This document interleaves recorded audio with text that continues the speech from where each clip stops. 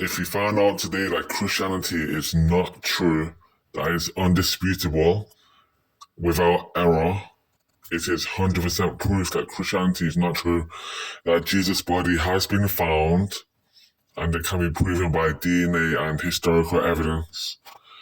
And it also turned out there's 100% proof that God does not exist. Or if he does exist, then he doesn't care. How would that affect your life? Richard Dawkins, about 17 years ago, in a conference, was asked the question, "What if you're wrong?" Just out of sheer curiosity of the question, I want to entertain it. This is not necessarily a response video to Dawkins. He simply used the genetic fallacy to answer the audience member, where you're born doesn't determine whether a belief is true or not. Anyways, what if I'm wrong? If tomorrow they're discovered unequivocally, unmistakably, without a doubt, that Jesus' body was found, the disciples were actually lying, and there is no God because of how strong the evidence is.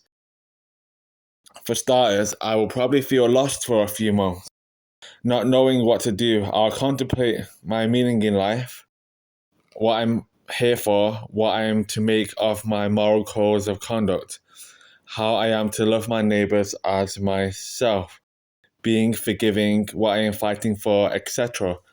I'll reevaluate my way of living. I'd eventually quit praying, no longer read my Bible, perhaps no longer read other religious books, since I'm convinced so far if Christianity is not true, then the other popular religious texts will certainly not be. So I won't waste any further time studying them. I might end up a deist. God exists, he just doesn't care as he wanders off elsewhere doing whatever it is he does. I then think to myself, since there is no God, I no longer have need to contend for the faith.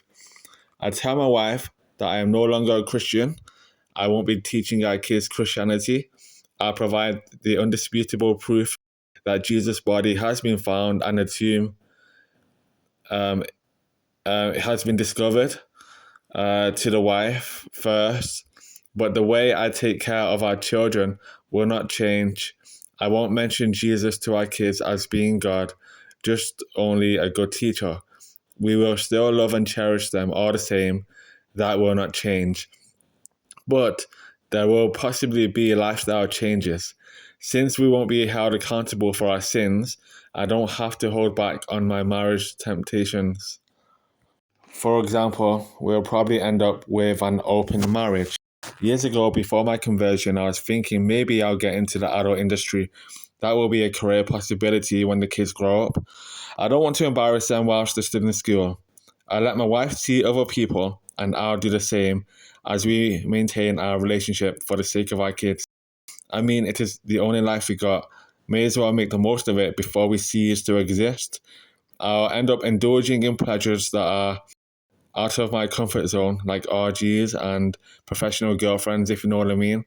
I might at some point take drugs out of curiosity. Just because God does not exist, Christianity is not true. Therefore, science, I could care less about scientific discoveries. They don't change anything with regards to a grounding for ultimate meaning and purpose. Those would be subjective, not objective. I would not bother with giving to charity, neither to churches, as they would be a waste of my own resources. Ah, Derek, you mean to tell me you're only behaving good because of God? Yes, absolutely. Before my conversion, I was up to no good already. I changed since giving my life to Christ. It was a worldview shift. When I converted to Christianity, all things became about Christ minus my flaws. If the wife wanted to start an OnlyFans to make more money, to chase her dreams, then more power to her. But I refuse to be a cook. Perhaps you're surprised to hear those words coming out of my mouth. Why? How would your words affect the way I want to live my life? They have no meaning. So, yes, if God does not exist, if he definitely does not exist, Christianity is not true, then my life would change without a doubt. Thanks for listening. God bless.